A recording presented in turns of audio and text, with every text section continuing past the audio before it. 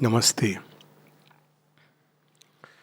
The subject on which I have been asked to speak is humanity, humanitarianism, and social health. It is the topic which is occupying the human mind so much in this age, and it's good in a way because at some point of time we have to come out of our small little narrow grooves with which we identify ourselves blindly and enter into a larger sense of self. So it indicates that. But this entry into a larger sense of self has to be understood rightly, otherwise, we may once again, in trying to do good, do more harm to the very cause for which we are standing. So, I have two stories which come to my mind. One is the story of a sage. The story is told by Sri Ramakrishna, and it's the story of a sage who was passing by the village, and there were children who were very much, afraid. They wanted the sage's advice. So they asked him that we have a problem and we want to consult you. And the sage said, "Yes, most welcome." So what is the problem? Said there is a deadly cobra who lives there around the bushes, and each time we go there, he hisses and sometimes he bites, and we are very scared. We can't play. So the whole village was very scared of the cobra.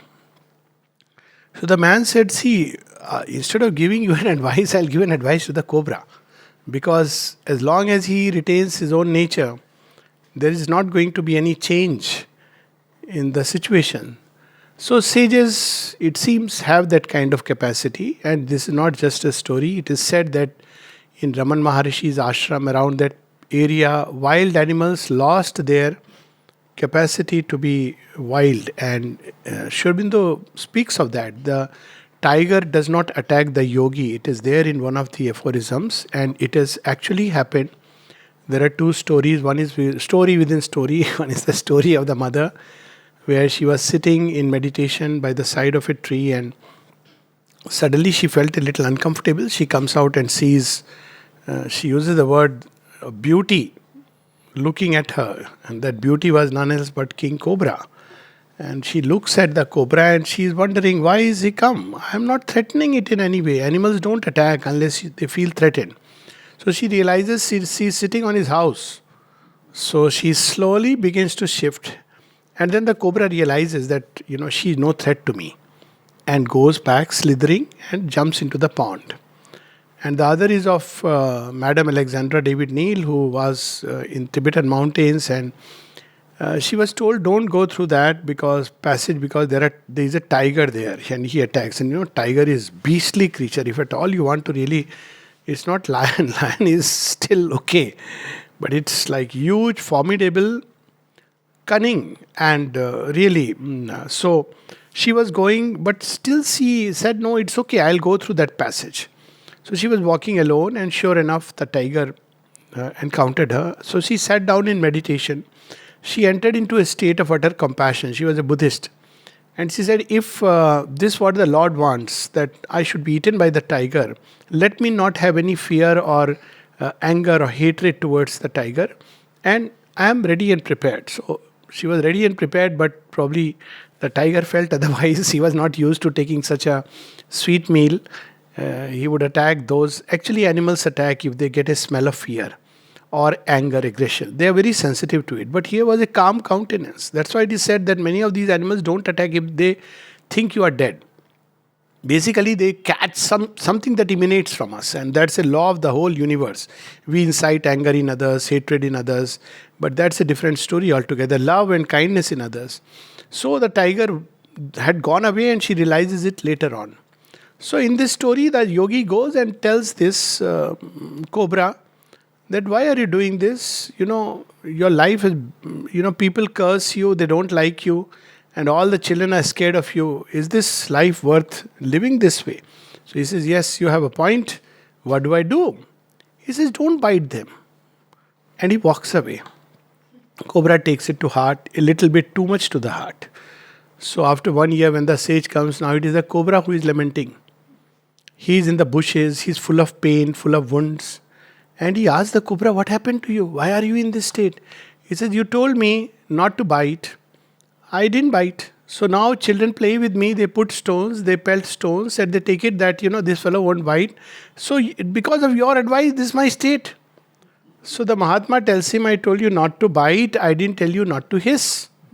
You didn't get me fully." So this is one side of the story where when we try to help humanity or try to understand humanitarianism in a certain context, we have to take into account that there are human natures which are a disturbance to the whole creation. See, the larger good, as Sri Krishna puts it in the Gita, the collective good of mankind, the collective march of mankind. And if we don't keep that into consideration, even surgeons do it when there is something gangrenous, when there is something cancerous, they do remove it. Or they try to change the cells. This is the new thing where they try to integrate the cells. It's best if one can do that. So this is one aspect of it. And the other story is the story of it's a well-known story where a caterpillar is feeling very stifled. Why? Because it eats and eats and it starts producing a cocoon out of itself. And that cocoon is very stifling and constricting. And it creates a lot of pain and depression in the caterpillar. So, much of depression is because we feel stifled inside.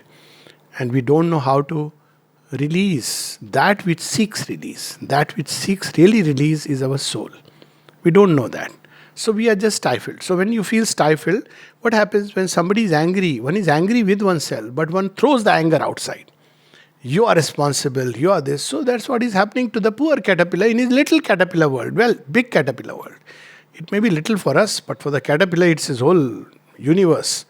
So he's very unhappy, and there goes a man and sees the caterpillar in so much agony, and he knows, it's because of the sheath. Like doctors, no? When you go to a hospital, they want to cure you with immediately. Oh, this is because of this virus, this is because of this. And he cuts the sheath and feels very great that he has done a great deed. But this great deed turns out to be the worst deed one could ever do. So caterpillar was being stifled by nature to become a butterfly. And it's forever, it can never become a butterfly now, because the sheath was the one which was creating within the caterpillar the stimulus to come out. So when we talk about humanitarianism, even helping humanity, we must be very, very careful as to whether our help is going to really hurt or hinder. Also, sometimes we start playing with destiny, playing God, and it's very dangerous to do that. We know this Garuda's compassion when there's a whole party going on in Mount Kailash and all the gods are celebrating. They every day for them is a New Year day. Huh? So, but their day, if you go by their day, then 10,000 years on earth. So they are celebrating some kind of victory, and everybody comes in their own vehicle. So Shiva is inside, Nandi is outside, and Brahma, the swan, is outside and he goes inside, and Vishnu Bhagwan comes, Garuda is outside and he goes inside. Now comes Yama. Yama goes inside and leaves the buffalo outside. Now Yama is in Mercedes car, but those days, this is not just a Mercedes car is not just a joke, it is a metaphor. But leave that story outside. So the Garuda sees that just before going inside, Yama has looked very intently at a little bird and goes inside. So Garuda says, "Oh, this fellow wants to kill him, and I am going to save." So he says, "Okay, I am going to foil your plan." So he picks up the little bird, after all same species, and he is the Garuda's Pakshiraj, he is the king of the birds, and takes to the other end of the earth, because Garuda is so fast. Within a jiffy, he places the bird there, comes back, and he's smiling as if nothing has happened. And Yama comes out, and now his eyes are full of wonder, looking for that bird. And Garuda smiles and says, "Oh, I know what your intent was." So he says, "Oh, really? Yes, you you knew that the bird is going to die, and you were going to take the bird. And so you were wondering." He said, "No, I was not wondering at that. The bird was meant to die on the other end of the earth. And I was wondering how this bird is ever going to reach there. But strange are the ways of the Lord, that someone has made sure that she is on the spot where she must die." So, when we speak about helping humanity, we must understand there are many, many strands which are complex. This idea that I help people just by giving food is the common prevalent idea. Very often we feed others to satisfy our own sense of, as Shubindu says in one of his aphorisms, that a robber's conscience is satisfied by giving alms and philanthropy. Because one is robbed, so one indulges in philanthropy to satisfy a robber's conscience that I have also done my share of giving. But very often, this kind of giving is it doesn't do good. It flatters the philanthropist, which is not good for him, and it takes away the evolutionary impetus from the man who is receiving this unaccounted, unwarranted. Somebody comes and gives him money or gives him food or clothes, and the person, that urge which should be there. See, when people are in great tamas, they need some impulsion, and that impulsion is through desire. It's, they are not practicing. If you give them everything, it's not that they will become very nice people tomorrow. More likely than not, they will say, oh, now I have these things, I want more things. And that greed of a kind will begin to develop, which will be counterproductive. So, when we speak about humanitarianism, we must understand what is best for human beings. It's like for the snake. Snake has been given poison with a certain purpose. Nature is not a fool. So snakes have their own balance of nature. It is known, that famous story of Janmejaya's Nagyagi. He wants to destroy all the snakes in the world. Why? Because one of the snakes has bitten my dad. So he takes it very personally and does a Nagyagi. It's a very famous book which has been written on this incidents, and Janmejaya, his son, and all the Nag come from everywhere. They're drawn helplessly and they die. They jump into the fire and die. It's a Nagyagi. So till they are stopped he stopped that you are disturbing the entire balance of creation. So we have to keep in mind that the balance of creation is so important. Even Lord Vishnu, when he comes, who has to maintain the balance of creation, takes the form of an avatar where he depresses the evil, removes it, engages with the good, uplifts it. So one has to understand that this kind of senseless idea of humanitarianism, where one just keeps giving doles and alms and feels very good, my name will be written in the book of the gods. For all you know, when we go back, he's going to say, you created so much havoc in this world that, I had given a wisdom with which this world was organized, and you didn't respect that wisdom. So when we help, we have to keep in mind that wisdom.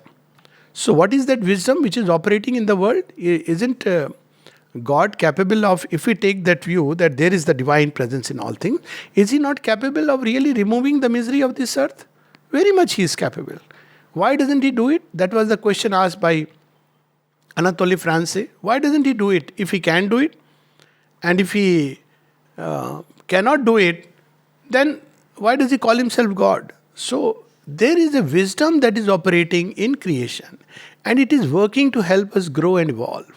And if we don't respect that wisdom, that everything must move upward and forward in the forward march of mankind, then we are heading for a disaster. See, look at Ravana. He had organized Lanka so well that it was at one point of time the dream destination. Like 30 years, 50 years back, no more now. People used to say America, dream world. No more now. But at some point of time, it was the dream destination. Why? Everybody who came got a free laptop and got a, something equivalent, and got a house made of gold. That's how they say. They were given free housing scheme, and the houses were made of gold. And everybody was provided for. He had some of the best physicians in the world. Sushen Vaid. Even in India, Bharatvarsh, they didn't have such a Vaid. So when there is, Shakti Ban to Lakshmana, he is called all the way from Lanka that please help him out. And he comes after much cajoling, and ultimately Hanuman has to intervene that you please come. Don't try to, be messy. And he comes on the guarantee that he'll be put back. Otherwise, his life may be under threat. So that kind of development which took place, and yet it collapsed. And we have to understand the reasons. It was not just about Ravana kidnapping Sita. Ravana was doing hundreds such things all the time. All civilizations which are built in such a way, disregarding the others, they write their own doom. Sri Aurobindo speaks of this about Trojan War, that Troy was one of the most developed civilization. But all around it, there were colonies which were not really developed, tribes, and so it had to collapse. So whenever a human being tries to live. There is a very nice word in Hindi. In English also there is, but the Hindi word that comes to me is upabhogitavad, consumerism. So what is upabhogitavad, consumerism? Where I believe the earth is only for my consumption. And this tendency, as long as it is there in humanity, this is the real evil. It stems from that selfishness where I am the only one and I live for myself, at the most for my family, as long as they flatter my ego. Otherwise, family also, maybe for my cousins, relatives, everybody does that. No big deal. And people give such wonderful names. Animals do it. Nothing special about humanity that human beings do it. But man is meant for something much greater. And that's what Sri Aurobindo comes to remind us. Man is meant to engage with something like conscious evolution. And this conscious evolution, the first thing is to become conscious, to awaken.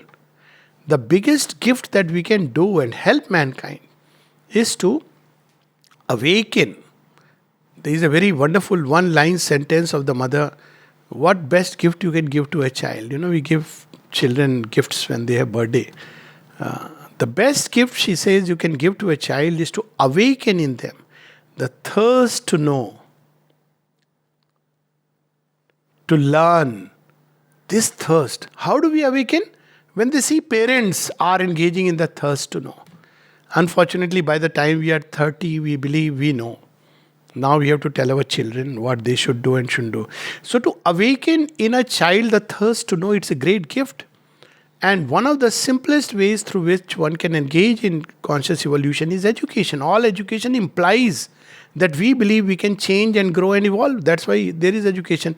Animals don't have a system of education. We have, because we believe that human beings can improve upon themselves. We can enhance our capacities, we can enhance our consciousness, we can become better human beings. So, to augment our knowledge, our capacity, our faculties, to develop them, this is what education is about. So, the real help that we can do is to awaken towards the greater possibility within human beings. And how can we awaken if we are ourselves asleep? If our own life is being led by the common stock ideas of, eat, drink, party, be merry, and somehow we are believing in some kind of impossible miracle. So if we really believe in humanitarianism, the first need is to engage whole of humanity, not just a classroom or a boardroom, in this process of universal education. This new concept which has come up, not so new, but something wonderful. What it means is education is happening all the time. Let's take a simple example. When Champak Lalji, once he was, used to wear the janeau. So when mother once saw him, wearing the janeau, she just asked him, "Why do you wear it?" Now, he becomes conscious. He says, "I wear it because I don't really believe in it." She asked something like, "Do you believe in it?" "No, I don't really believe in it, but I wear it because if I don't wear, my parents will be unhappy." So the mother made a very interesting remark. She said, "But if you don't wear it, your parents will evolve." So what was good for humanity? To wear it? So much evil is being done just in the name of continuing traditions and customs which have become outdated. So much evil. It has become the source. People are unable to evolve. Why? Because they are stuck in certain groups in the name of customs. And we are told, often parents come, sorry to say that, and they want me to convince their children to get married. So I tell them, "Please, let me have a word with you." So I ask the child to be out. And then I ask them one question, only one question. "How long you have been married?" "A few years." "Are you really happy?" One question. No second question. "No, but that's how things are." I said, no, that's how things are because we believe that's how things could be. But I am asking you a very simple question. Are you happy? Have you discovered the joy of togetherness, the joy of love, the blossoming of love towards, diviner heights, which is what marriage is meant to really, it's meant to, take togetherness to what levels? When we confront the challenge of life single-handedly, and when we confront the challenge of life with a counterpart, feminine and masculine, it can be something amazing. But what it becomes a source of distress. First to ourselves, then to our children. So, but it's tradition, something sacred. So, all these things, cobwebs which we are carrying, they have to be removed. True humanitarianism begins when we understand at least the need to grow, to become conscious, to evolve. And I'm not speaking of evolution in terms of transformation, and that's a big word, and not everybody is ready to engage with it. But simple evolution to become a better human being. How does a person become a better human being? If we set that example of being a better human being, if you are, as a child, I used to observe in houses, in every Indian household, in the Brahmin houses, you have Tulsi Poda. So I also had Tulsi Poda in my house. And there was a poem which spontaneously I had written, observing all the world around. घरों में उगते हैं वैमनस्यता के पौधे, आंगन में फिर भी तुलसी की सुवास. In your house, the plants that are growing within you is of hatred, vaimanasyata, of sense of, quarrel, and, all this is growing up inside. But you have put a tulsi plant in the angan, in your courtyard. It's not enough. This inner change, to awaken human beings to the need of inner change. And sometimes it can be a bitter medicine. It can be a bitter medicine, doesn't matter. Always trying to be goody goodies, giving sweet lozenges. So there was this lady, I can narrate you some examples as I grew up.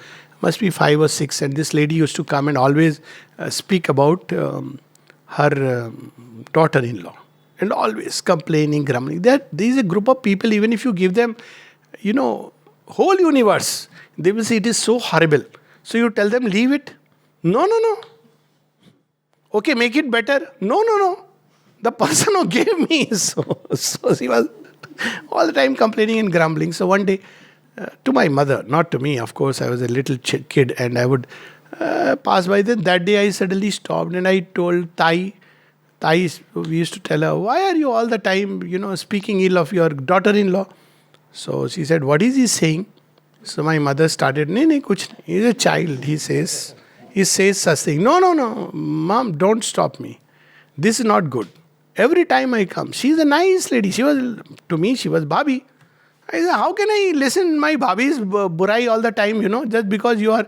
I said, no, no, no, she's a nice lady. She may be whatever to you. Don't come and complain all this here. After that, I think in front of me at least, all this stopped. Now it is like a bitter medicine. You don't like, somebody doesn't like it, but it's needed. Sometimes you have to say just such words. This doesn't mean that you have to engage in trying to, people in discussion, debate. No, that's not the way. We should be like a flower, blossoming. And how does a flower helping humanity? Just by being itself. Just by blossoming into a flower. Mother says there are people who just radiate love. They radiate beauty. They radiate joy. They radiate light. If you are in their company, you feel uplifted. They don't have to do anything. They don't have to speak a word. That's what we have to become. So even if we take it that we have to help humanity, then the best is to become who we truly are. To discover the divinity within us and to let it blossom in our life. Automatically, all the rest, all the rules of game, all the rules of life that we make. Be nice to others, be kind, speak good. Nothing is required if we follow this one rule. Let the divinity blossom within us. If it blossoms, everything, the right knowledge will come. What is to be spoken, when, where. Maybe at times to help humanity, we have to engage in a terrible battle like the battlefield of Kurukshetra. Was Krishna not helping humanity? Was he simply, he should have told Arjuna, you are on the right track. All these fellows, they don't understand. Arjuna, thank you for taking up the jhanda of non-violence. And I confirm your sannyas. He doesn't do that. He says, Arjuna, you must fight. Why? To help humanity. If you don't fight, first of all, there will be degradation of the Kshatriya impulse in man. See, what was the Indian system? Violence is not justified. But the Indian thought knew that there is this streak in human nature. So what it did, it channelized it in the culture of the Kshatriya. Kshatriya was meant to take this violence and turn it into something divine. So he was meant to use this strength, this energy, to protect the weak, to protect the righteous, to slay the evil, to stand against all that is oppressing humanity and its forward advance. How beautifully it was used to make things.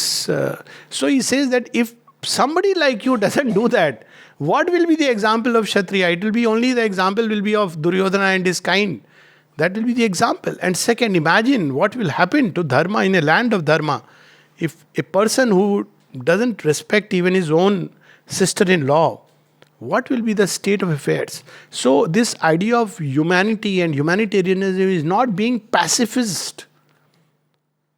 Pacifism to try to make peace by all means, yes, but as Sri Aurobindo says, respect human life, but respect more the life of humanity. So while you must respect human life, why human life only? Entire life of the entire creatures. But you must see that humanity must be respected, because otherwise in trying to be so-called good, all this, Sri Aurobindo puts it so beautifully in Essays on the Gita. Who is the greatest lover of mankind? Sri Aurobindo describes Krishna, the master of man and his infinite lover. Lover of mankind. He's all madhuram, madhuram, madhuram. Sweet, sweet, sweet. Too much sweet. The perfect cure for diabetes is Krishna. Antidote. But imagine Krishna as the Chakrapani on the battlefield of Kurukshetra. It's a paradox. Many people disown that Krishna and want only that Vrindavanwala Krishna, nice flute and dance. He has also danced the dance of Kali. So we have to understand what is important is to keep truth at the center. Dharma is the center. Dharma is the progressive unfolding of the truth. Dharma is nothing to do with rituals and outer professing of religion. Dharma is how truth unfolds in life. So to keep that at the center and then govern our life and our dealings with this world, with others, and most importantly, to let that seed of divinity within us to blossom to its fullest. Then we become centers and dynamos of that living light. And that's what is the best help we can give to others. The best help is to be our own best self. And the more we engage with it, the more we help others without even the idea that we are helping others. That's a very, very ostentatious idea. Or rather a self-deceiving idea. Oh, somebody is helping humanity. So God will say, have you helped yourself? We should, again, this idea of serving humanity, humanitarianism. We are here to serve the divine. And when we serve the divine, we serve humanity best. Otherwise, we'll be just pandering and catering to the ignorant needs, ignorant demands of everybody. To serve the divine, to love the divine is the best way actually of serving humanity. Because when we say serve the divine, it's not just in a temple we have shut him and we are doing everyday puja. To serve the divine means to serve the divine in this whole creation, in humanity, in the world and everywhere. So, at the end, to serve the divine, to love the divine, to be the divine. Be a radiating flower, a channel, an instrument. To grow into the divine perfection is the best way we can be the utmost in terms of humanitarianism. To put it paradoxically, by becoming a divine humanity of the future, we can best serve the cause of humanitarianism. Thank you.